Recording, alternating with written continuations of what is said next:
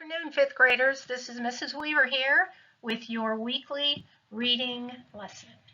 Before I begin, I'd like to tell a joke. It's not a good joke, but it's a joke. So listen to this. What did the left eye say to the right eye? Think about it. What did the left eye say to the right eye? If you know the answer, don't yell it out. Give everybody a chance. Okay, so what did the left eye say to the right eye? Between us, something smells. Get it? All right, that's all I've got for today. I'll have a better one next time. Anyway, today we're going to be talking about how to respond to a question about a text or more than one text. I've been looking at your work on Common Lit, your written responses, and I see that we can use some work on this skill. So that's what we're working on this week.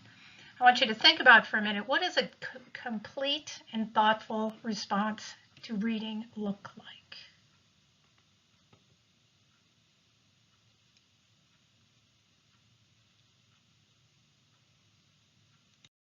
So in order to talk about a written response, we're going to go back to the question about Langston Hughes's poem, Dreams.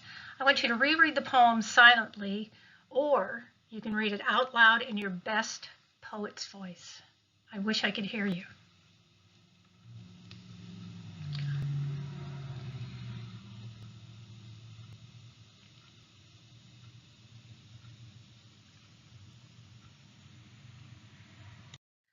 So now that you've read the poem, and I got to say, Ryan, you sounded awesome.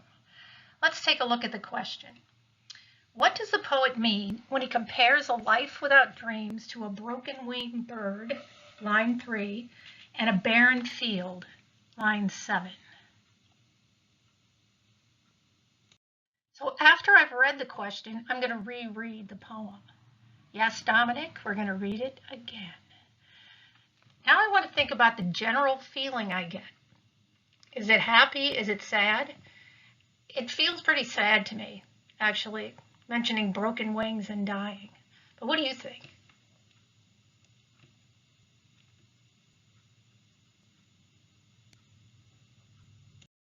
So after rereading, what I want to do is go back to the question and kind of take it apart, or as Mr. Dennison says, unpack it. I've tried to show my thinking by typing the question in a certain way. Can you tell what I've done here? Well, when I saw the word compares, I thought, okay, so it's asking about comparing, but I got to figure out what is being compared. So to keep my mind focused, I put, oh, he's comparing a life without dreams to a broken-winged bird, and also a life without dreams to a barren field.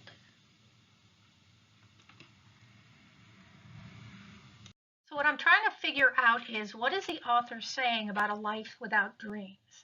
So I'm thinking through what this comparison means. I'm doing it with pictures here to try to show you what I'm thinking. These two things are the same according to the poet. On the left, we have a guy reaching for his dreams in the sky, reaching for the stars, but that's not happening. He has no dreams, so I've X'd it out. And then I put it right next to the thing that the author's comparing that to, which is a broken-winged bird. How would you describe a broken-winged bird?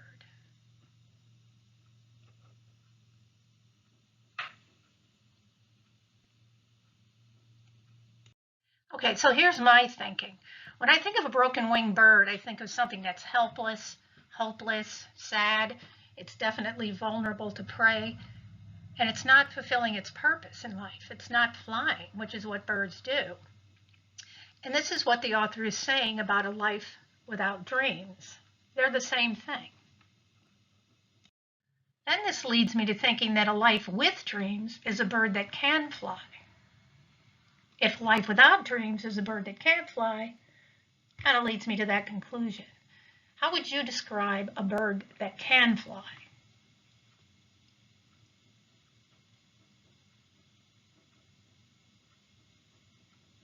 Well, these are my thoughts about a bird that can fly.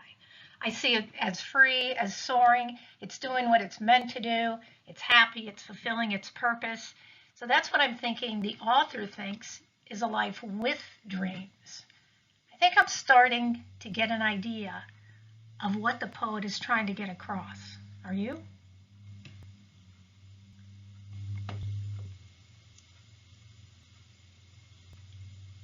Another comparison the author makes is a life without dreams and a barren, frozen field. Again, I put pictures up here to show you what I'm thinking in my head as I'm making these comparisons.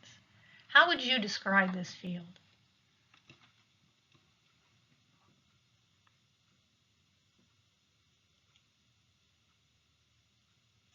When I look at that field, and it's important to picture what the author is writing about, I see that there's nothing growing, there's no life, it's cold, it's not doing what it's supposed to do, which is grow things, so it's not fulfilling its purpose.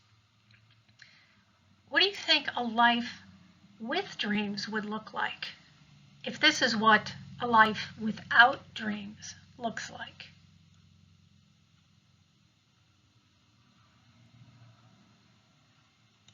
Well, if I'm using that field metaphor about a life with or without dreams, the life with dreams to me looks like the picture on the bottom. And I would describe it this way. I would describe that field as colorful, alive, what it's supposed to be, fulfilling its purpose as a field. And if you take a look, these are two very different pictures, which is one reason I know the author didn't just say a field. These are two totally different feelings here. So after all this thinking and comparing those pictures and those ideas, what is the poet saying about a life without dreams? When you're working through a question on your own, you might not find pictures, but you want to do the thinking and make some notes. This is called planning your response. By looking back at my notes, I can get a clear idea of what the poet is saying. On the left, we can see life without dreams, were all the words we came up with that had to do with the broken-winged bird and the barren field. It's hopeless, sad, unfulfilling, cold. And so then I can think, well, a life with dreams to this poet is happy, fulfilling, what it's supposed to be. You're full of life if you have dreams. So remember to do the thinking and to stop and do some planning. So here's the structure for a response that you're all familiar with. I now want to show you what it looks like to use your notes and your thinking to respond to the question.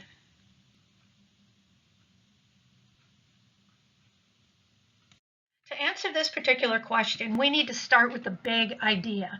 What does the poet mean? So let's look back at our thinking. What does he mean by comparing these things? Well, this is where our notes really help us a lot. On the left, not having a dream is hopeless, sad, unfulfilling, cold, lifeless. So what do you think the author means when he compares a life without dreams to a broken-winged bird and a barren field?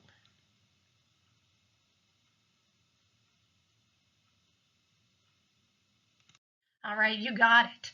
The way I put it is, the poet means that dreams are a necessary part of life. It is what we're supposed to do. And without dreams, life is hopeless, lifeless, and cold.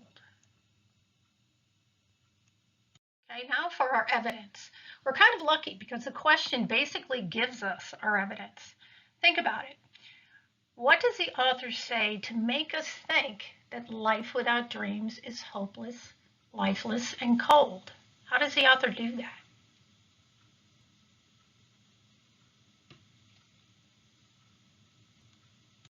Of course, he compares it to a broken-winged bird. This is specific evidence from the text, and I've copied it directly from the text, which is why there are quotation marks around it. So what comes next?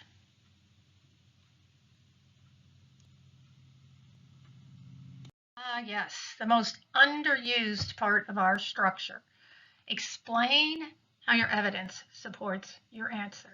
How many times have you heard your teacher say that? I know I've said it a lot of times. How does a broken-winged bird lead us to think life without dreams is hopeless, lifeless, or cold?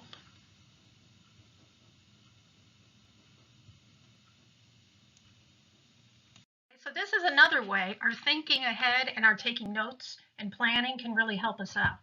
We have all of our thoughts right here. So how would you explain?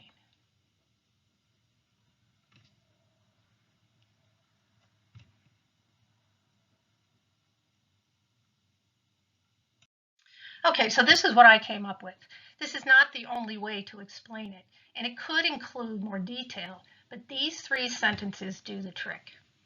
A bird with a broken wing is not able to fly, and flying is a bird's purpose in life. Not being able to fly makes a bird's life hopeless and sad. So he is saying that life without dreams is hopeless and sad. Does that make sense? Now on to our second piece of evidence. Do you know what that is?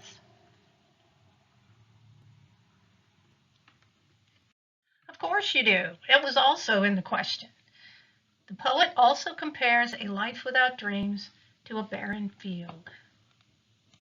To explain this, we can once again refer to our thinking or our notes. What is a barren field like?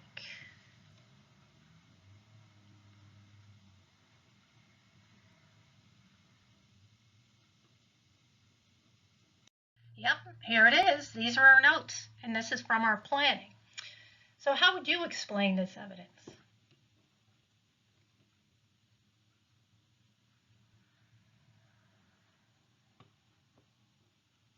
So here's how I worded it. The purpose of a field is to grow plants, but a barren field has nothing growing in it. It has no life.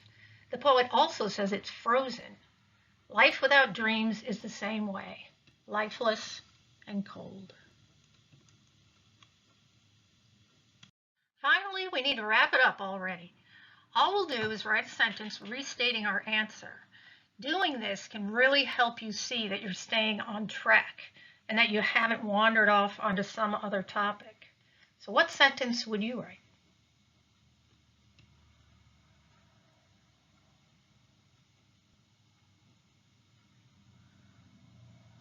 Here's the one I wrote. The poet feels that dreams are a vital part of life because a life without dreams is hopeless, lifeless, and cold. At this point, you may be thinking, and I'd agree, but think about the steps we took. Break apart the question, think about and make notes about each part, and look at your notes as you compose your answer. It takes some time, it takes some thought, but you're all capable of doing it, and those are our expectations. So make sure you're putting that effort in and doing the very best you can. All right, so you will not be writing a response to this poem I have on the screen now, but you will be expected to use what you've learned about writing responses here today to respond to questions in the future, such as the written responses on Common Lit. We'll be looking for that structure. This, however, is a short exercise in understanding how and why authors use comparisons. I want you to read the poem and see if you notice any comparisons and what things are being compared.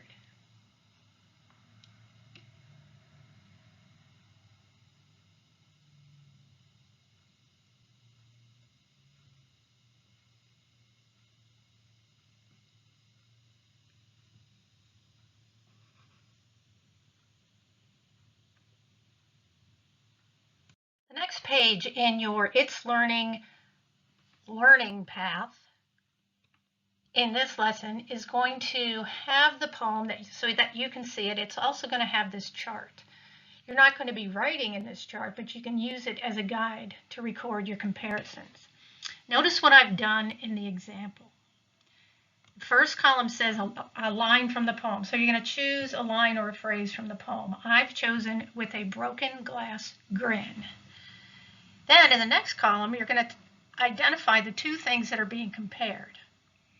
So this line is comparing a shark's smile and glass, or maybe more specifically, broken glass. Then I'm going to say, what is the author saying then about a shark's smile?